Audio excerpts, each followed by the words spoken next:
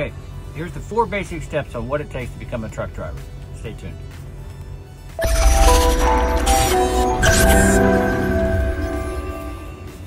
Hey everybody, I just wanted to check in with you. I've got a request for what does it take to become a truck driver, and I thought, you know, I've been wanting to put something together, so now's as good a time as any. So before we do, I wanted to give a shout out to some of my new subscribers. Appreciate everybody who's following me and traveling along with the adventures of the KangarooTrucker. I'm stuck here in a Love's about 2 hours, somewhere in just over the border of Pensacola, or Florida rather, in Alabama, and I've got to deliver at 9 a.m. in a small little town in Hattiesburg, Mississippi. I've got a lot of time, so I thought, you know what, this is a good time to do a video. So I wanted to give a shout out to Stephen, Karen McNair, Kayla Taylor, Cassius King, James Bailey, which I think that might be an old Navy buddy of mine, and Omar Zarilla. So want to thank everybody for subscribing, and want to share with you the 4 basic steps that I consider, and I'll drop the picture in here. All right, now these are very basic steps, of course, but step one is to get your CDL license. Step 2 is join a trucking company. And then the biggest one that I'm going to spend most of my time on is step 3, getting OTR trained. And then of course after that, step 4 is you're a solo driver, you're now a truck driver who needs to get a lot of experience. But basically going back to step 1. Step 1 is you got to get your permit. You basically do it online. You can do online studying. It's not difficult to get the permit at all. You just got to go through, get to your CDL branch or your license branch and take a test, and then they give you a 6-month permit. And at that time, what you do is you either get a local school to join for truck driving, or you go to a mega carrier like I did, like with Night Transportation, which I still recommend, even though I'm no longer with them. I still recommend them. It was a good school, a good experience. I met some good people there, still stay in touch with them. And after that, then you get transitioned into your terminal, and you're hired on. You go back to your local state, and you go to the license branch, you pick your CDL license up, and then you go and get OTR trained. Now you want to get the OTR training because that really is, whenever you're looking for a job outside of the one that you're starting with, if you go I recommend try to stay with the company for 2 years if it's fitting your needs. Definitely try to stay there a year. And then when you go to look for another company, they're going to want to know what is your OTR experience. OTR is basically over the road. That means that you're going to stay out more than a week, because regional typically stays out for a week, comes home on the weekend, goes out for the week. And then there's local, which stays locally and maybe home daily. To give you the basic idea. So they like to have OTR experience, because OTR experience is going to tell them if I need to send him out for more than a day or a week, he's got the experience, and that gives me more flexibility. So you want to get that experience. Now, the step number 3 is, I call it the funnel, and Richard, who follows me, is he knows that the funnel is what we've been talking about a lot. It's the hardest part, I think, of getting through the program, because it is like a boot camp, and especially if you're not used to being cooped up in a 6-foot by 8-foot room for 30 days or longer, it can be a real adjustment and challenge, but you got to get through it. That's the part of the funnel that is the most difficult. There's not a lot of room at that bottom of the funnel. A lot of people get their CDL license, a lot of people will get hooked onto a job, but there are some people that don't make it through the last part of that funnel. It's just too difficult for them, too much of an adjustment. So all I can tell you is, if you're going to go through the money, because you're going to spend a couple $1,000s to get this license, $3,000 or $4,000, I think it is today. This is 2020. So, you know, you want to get and understand that you're going to have to sacrifice a little bit. So by sacrificing, I mean it's going to be inconvenient. You're going to be on somebody else's schedule, somebody else's terms. It's very humbling. Sometimes you might even feel humiliating. I do recommend you to stand your ground of morals, and if something is not right, stand up for yourself, for sure. I had a very tough trainer, but hated him the first 9 days, and now we're, you know, like best of friends. I could call him at any time, and he'll pick up and answer the phone, and he'd be right there if I needed him. But it was very difficult. He was a very tough on me trainer, but it worked for me.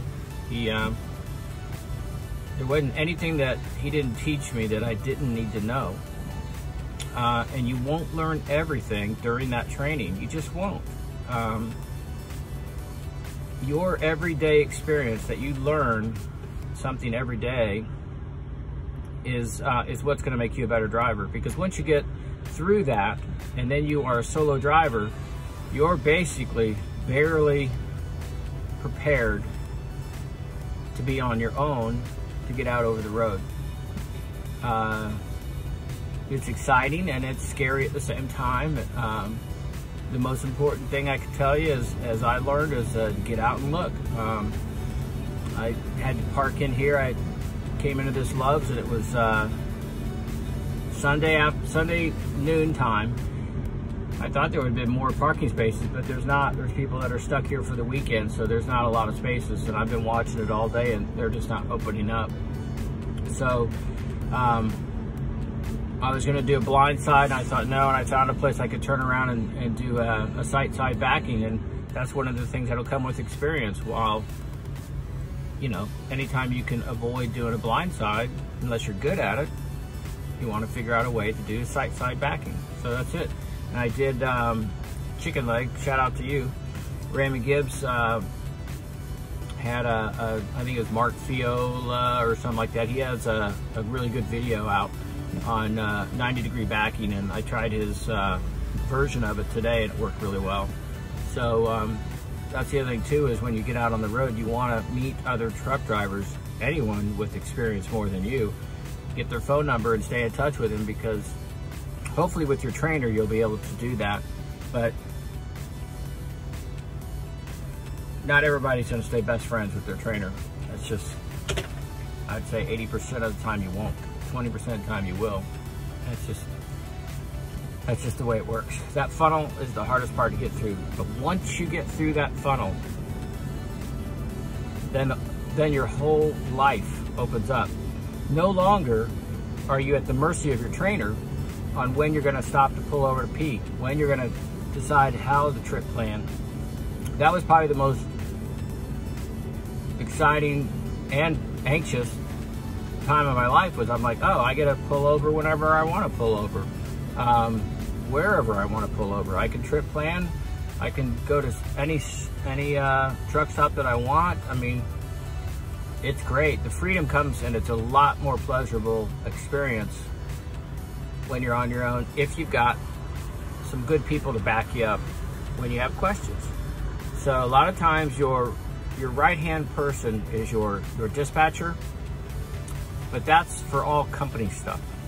For experience and what to do, whether it's hours, trip planning, parking, anything like that, you're going to want to connect with some other truck drivers out there.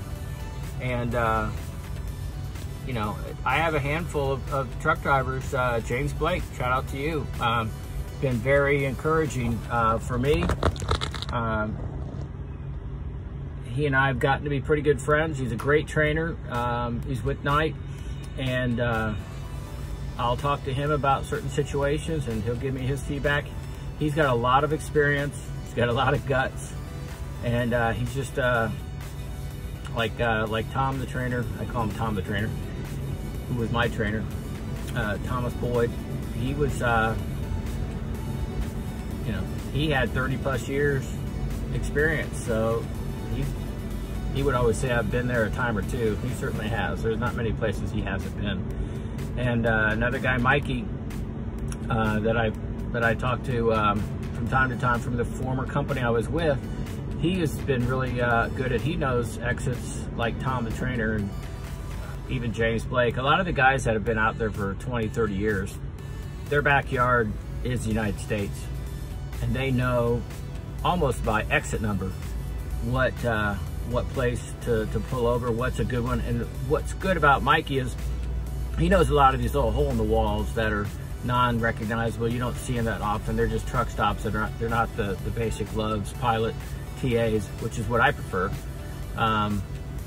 I'm with a company with ATS that does not really have any terminals, so that's been a big disadvantage for me. I've been reliant on making sure that I stop at a decent truck stop. So, you know, that's something to consider too when you're looking at what company to go with. I'd say if you're starting out, you want to go with the mega carrier, get your experience, try to stay a year or two if you can, if it fits your needs. Get your experience and then go from there. Stay a company driver for the first 2 years till you learn the lanes, learn the business, learn some experience before you get into an investment of lease purchasing or owner operator, in my opinion. I don't know if I said it before or not, but it's a great career for the empty nester over 50, in my opinion. When you're a house, when you got kids at the house and a wife at the house and you're newly married within 10 years or something and you got kids and all that, it's really a tough life out here. That's why a lot of them will go regional or just get out of it and go local. And I think that's why there's a lot of turnover in the business. That's just one of the many reasons. But that's probably the reality of it is it's too difficult to stay away from the family. As an empty nester, as long as you have the support of your spouse, I think it's a pretty decent living. So anyway, that's just the basics. There's a lot of detail that goes to it, but I just wanted to give you an overview of the basics. So hope that helps. You guys take care, stay in touch.